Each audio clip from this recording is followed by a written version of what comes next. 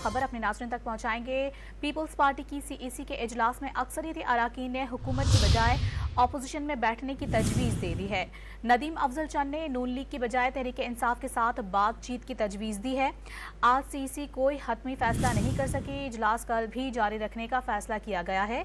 Peoples party की क़यादत अराकीन की तजावीज़ के बाद हतमी मशावरत से फैसले का ऐलान करेगी। तो यह अहम तरीन अपडेट है जिससे अपने नाज़रीन को आगाह कर रहे हैं।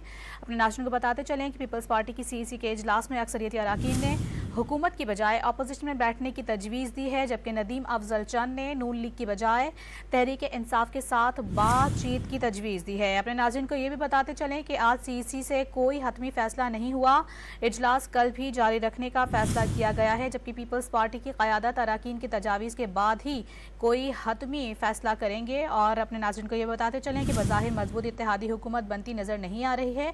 अरकान की ये राय सामने आ रही है।